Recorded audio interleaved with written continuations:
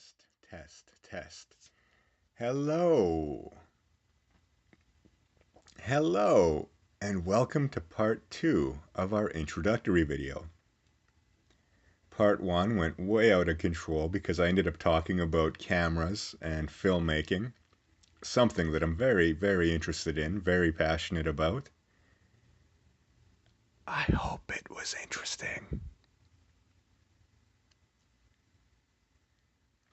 And here in part 2, I really want to talk to you guys about what WTF World is. We've got two facets to WTF World. The first is a comic strip we do, released on Instagram, released on Twitter, where we depict crazy-ass news stories. And crazy-ass news stories.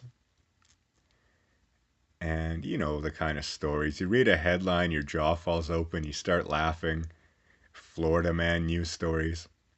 But it's not just going to be Florida man type stories. It's going to be stuff like interesting historical details, things that we've never known before, things too crazy to be true, but they are true. Like during the Cold War, there was a plan to put nuclear landmines in Europe, but they couldn't figure out how to prevent the cold ground in Europe from interfering with the landmines. So someone's idea was to put chickens on top of the landmines. True story, look into it. And we also want to do stories about just amazing technological breakthroughs. An article that we're prepping to do a strip for is some scientists have figured out how to print grainy images of what people are visualizing in their heads. So you think of a picture of a bunny, so you imagine a bunny. Scientists have figured out how to take that image in your head and print it.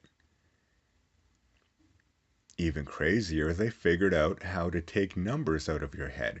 If you think about the PIN number for your debit card or your credit card, they can pluck those numbers out of your head. And the way they do that is they put electrodes on your head and they monitor which part of your brain lights up as you think about these things.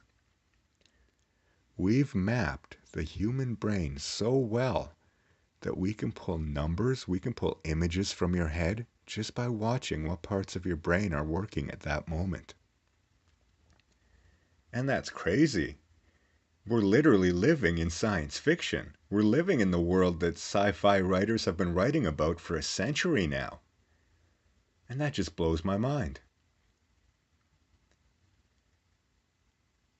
Another story we're prepping is there's a university professor in Sweden named Charlotta Turner. And one day she received a text from one of her students. This student was a man in his 40s, maybe 50s, and the text said that if he wasn't back in class in a week, she should remove him from the program. And so she called him as soon as she got this text and wanted to know what the problem was. And he was crying into the phone. And he said that he was trapped in Iraq with his family. They were huddled in a small town.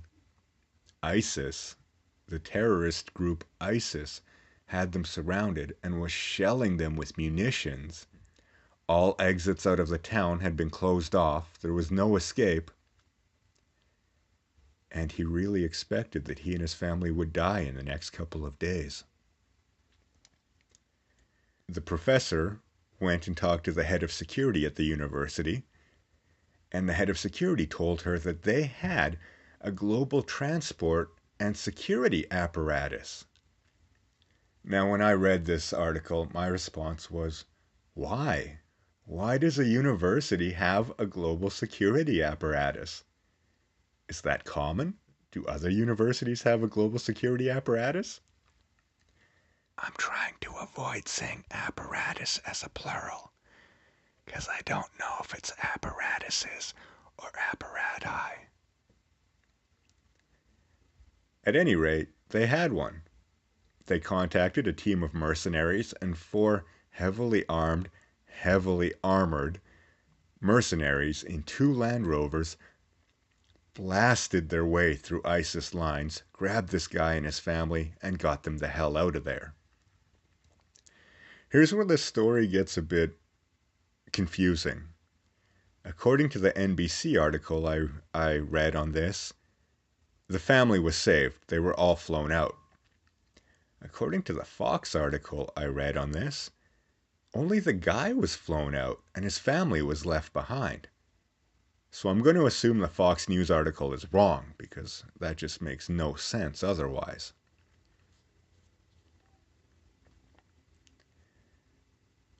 Now, thinking about this, when I was in university, I missed one of my finals because I was trapped at an airport that was snowed in.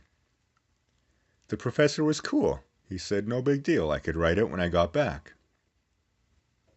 And I always thought, hey, that was pretty cool of that professor. But now, looking at this news story, I can't help but remember the time that a drunk girl blew up my toilet and my professor did not send mercenaries, didn't even send plumbers to help save my bathroom.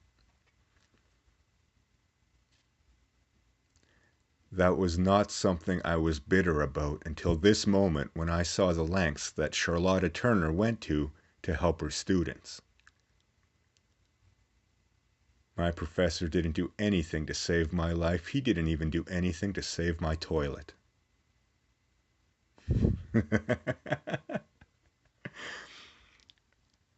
don't even know what I'm talking about anymore. An example of another story that we're going to do is an astronaut in space just butt dialed 911. This happened a few days ago. And of course, the NASA ground crew was just sent into a panic.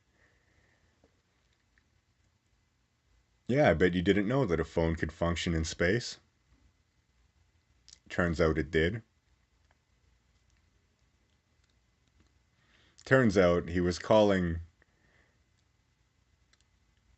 I'm making it sound like a cell phone, but I don't think it was a cell phone. It looked like it was whatever they have for phones on the station.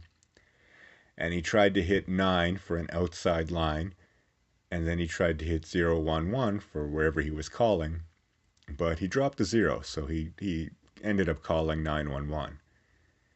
And then he hung up on them. And when someone phones 911 and hangs up, they panic because they think someone's being killed, and they try to send cops to that location.